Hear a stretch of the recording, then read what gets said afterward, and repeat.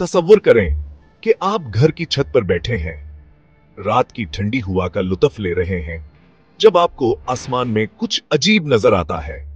ना कोई जहाज, ना कोई परिंदा, एक खामोश खलाई जहाज बादलों के पीछे छुपा हुआ। बरसों से वो हमें देख रहे हैं। एलियंस, ऐसी टेक्नोलॉजी के साथ जो हमारे ख्वाबों से भी परे है। लेकिन अपनी तमाम ताकत के बावजूद इंसानों के बारे में एक चीज है जो इन्हें खौफ ज़दा करती है। ये हमारे हथियार या फौजें नहीं है, ये हमारी रूह है, हमारी मोहब्बत।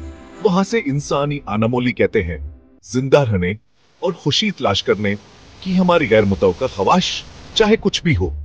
वो हमें आफात के बाद दोबारा तमीर करते, थोड़ी चीजों से जश्न मनाते और हर गिरावट के बाद दोबारा हाथ ठते हुए देखते हैं।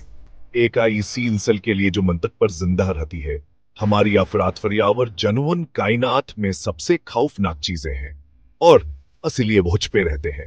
हमें सायों से देखते हैं। फातिमा से मिले, एक यूनिवर्सिटी की तालिबा। वो आम है, बिरयानी पसंद करती है, एलियंस के बारे में अपने भाई से बहस करती है, सितारों के नीचे ख्वाब देखती है। एलियंस ने इसे मुताला के लिए एक आम इंसान के तौर पर चुना। एक रात दिल्ली की बंदिश के दौरान एक चमकदार एलियन प्रोब इसके सामने नमोदार होता है। घबराने के बजाय फातिमा का जस्सिस गालिब आ जाता है। प्रोब की खौफनाक गूंज उसे बेमुश्किल महसूस होता है। वो कराची के हंगामे की आदी है। वो प्रोब को सलाम करती है, हाथ में फोन, सेल्फी के लिए तैयार। एलियंस हैरान है, उनकी टेक्नोलॉजी का कोई असर नहीं होता। फातिमा गैर मुतवक्का है। ऑब्जर्वर्स फातिमा के सुकून से परेशान होकर इसे मजीद मुतालिया के लिए अगवा करने का फैसला करते हैं।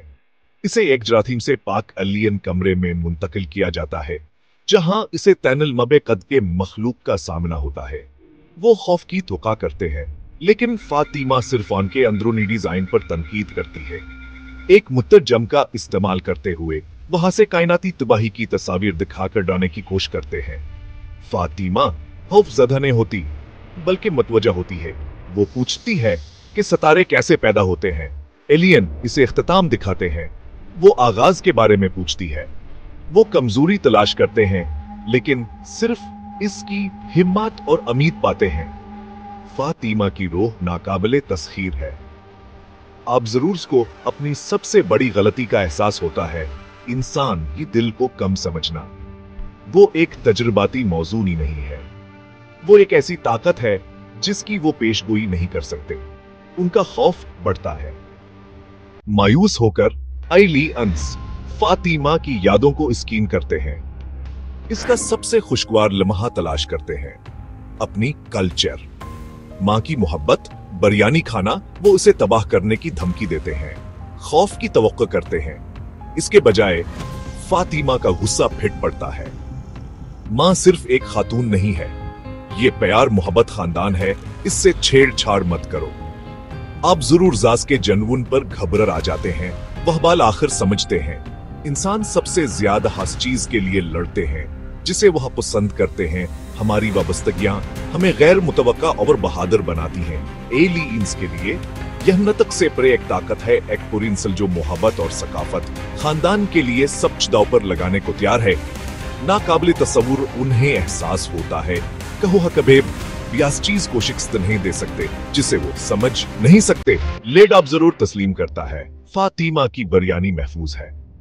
फातिमा वजाहत करती है, हमारी मोहब्बत हमारी ताकत है, हमारी कमजोरी नहीं।